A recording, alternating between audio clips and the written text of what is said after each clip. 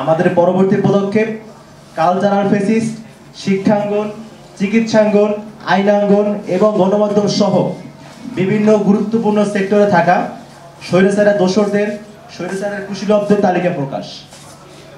এই লক্ষ্যে অন্তর্বর্তী সরকারের কাছে আমাদের দাবি থাকবে, ১.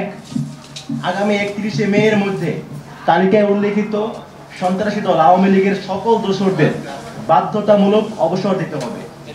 তালিকায় উল্লেখিত সকল স্বৈরাচারের দোসরদেরকে আগামী ৩১শে মে এর মধ্যে বাধ্যতামূলক অবসর দিতে হবে।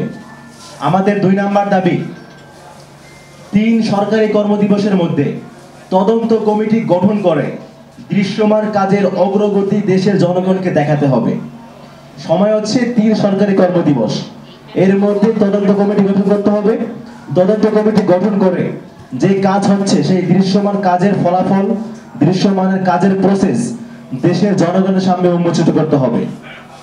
আমাদের ৩ নম্বর দাবি, দেশের তথ্য পাচারকারী ছাত্র জনতার বুকে গুলি চালানো নির্দেশদাতা এবং সহযোগী সকল আমলা এবং প্রশাসনের কর্মকর্তাদের পরিবার সহ সকলের ব্যাংক হিসাব ও অবৈধ সম্পদ জব্দ করতে হবে।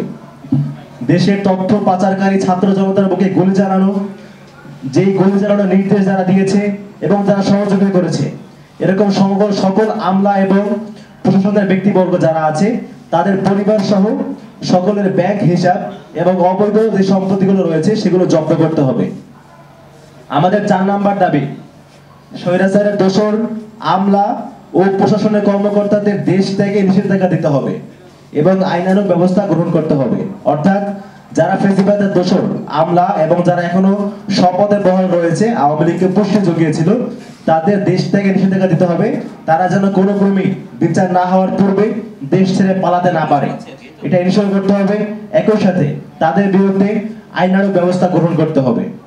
আমাদের ৫ নম্বর দাবি, আগামী ৩৬শে জুলাই, সেই সিগনিফিকেন্ট ৩৬শে জুলাই অর্থাৎ ৫ই আগস্ট, আগামী ৫ই আগস্টের মধ্যে এখনো পর্যন্ত চিহ্নিত সকল স্বৈরাচারের দোসরদের শ্বেতপত্র সরকারি ওয়েবসাইটে প্রকাশ করতে হবে। অর্থাৎ যে তালিকা আমরা প্রকাশ করেছি এবং অন্যরা যে সমস্ত তালিকা প্রকাশ করেছে সবগুলো তালিকা ভেরিফিকেশন করে যারা আসলে স্বৈরাচারের দোসর ছিল তাদেরকে শ্বেতপত্র আকারে সরকারি ওয়েবসাইটে তাদের নামগুলো প্রকাশ করতে হবে। আমাদের ৬ নম্বর দাবি, আপনারা জানেন যে আইনের ১৩২ নম্বর ধারার কারণে থানাগুলোতে খনি পুলিশের নামে মামলা নিচ্ছে না। যারা আমাদের উপর গুলি চালিয়েছিল সমস্ত পুলিশের কর্মকর্তারা, তাদের বিরুদ্ধে মামলা করতে গেলে আপনারা জানেন আইনের ১৩২ নম্বর ধারার দোহাই দেওয়া হয়, এই দোহাই দিয়ে মামলা নেওয়া হয় না। সো আমাদের দাবি হচ্ছে আগামী ৩১শে মে ২০২৫-এর মধ্যে এই ১৩২ নম্বর ধারাকে বাতিল করতে হবে অথবা সংশোধন করতে হবে, যাতে করে যারা এই গণহত্যার সহযোগী ছিল, গণহত্যা চালিয়েছে, তাদের বিরুদ্ধে দেশের জনগণ আইনানুগ ব্যবস্থা গ্রহণ করতে পারে।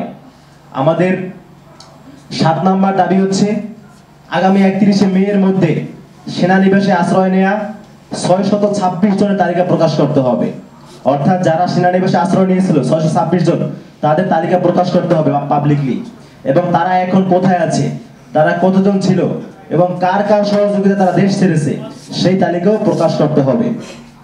আগামী ৩১শে মে এর মধ্যে সেনানিবাসে আশ্রয় নেয়া ৬২৬ জনের তালিকা প্রকাশ, সচিবালয় ও প্রশাসন স্বৈরাচারের দোষর মুক্ত এবং আইনের ১৩২ নম্বর ধারা বাতিল অথবা সংশোধন করতে হবে, এটা হচ্ছে আমাদের আজকের দাবি। এবং এই দাবি যদি মেনে নেওয়া না হয়, যদি আমাদের এই যৌক্তিক দাবিগুলো মেনে নেওয়া না হয়, তাহলে আগামী ৩১শে মে এর পর থেকেই ছাত্র জনতা এবং জঙ্গির স্পিরিট ধারণকারী সকল সংগঠনকে সাথে নিয়ে, সকল মহলকে সাথে নিয়ে আমরা মার্চ টু সচিবালয় সহ এবং প্রয়োজন সাপেক্ষে এর চাইতেও কোনো যদি কঠোর কর্মসূচি দেওয়া লাগে সেই কর্মসূচি আমরা দিব। যদি আগামী ৩১শে মে এর মধ্যে আমাদের যে দাবিগুলো উল্লেখ করেছি তার মধ্যে যে মেইন দাবিগুলো, অর্থাৎ সেনানিবাসে আশ্রয় নেয়া ৬২৬ জন, তাদের তালিকা প্রকাশ, সচিবালয় এবং প্রশাসনে স্বৈরাচারের যে সমস্ত দোষররা এখনো রয়ে গিয়েছে তাদেরকে সেখান থেকে বহিষ্কার করা, তাদের থেকে দেশের জনগণকে মুক্তি দেয়া এবং আইনের যে ১৩২ নম্বর ধারা সেই ধারা বাতিল বা সংশোধন করতে হবে। যদি এগুলো না করা হয় তাহলে আগামী ৩১শে মে এর পর থেকেই আমরা ছাত্র জনতার সাথে নিয়ে আবার মাঠে নামবো এবং আমরা মার্চ টু সচিবালয় দিব এবং যদি প্রয়োজন হয় এর চাইতে কোনো ক্ষুদ্রতম কিছু দেওয়া লাগে সেটিও আমরা দিব এবং সকলকে সাথে নিয়ে আমরা জুলাইয়ের স্পিরিট ধারণকারী সংগঠন জুলাই ঐক্য আমরা জুলাইকে সমন্বিত রাখবো ইনশাআল্লাহ। এই ঈদে জামা জুতো অ্যাক্সেসরিজের ডিসকাউন্ট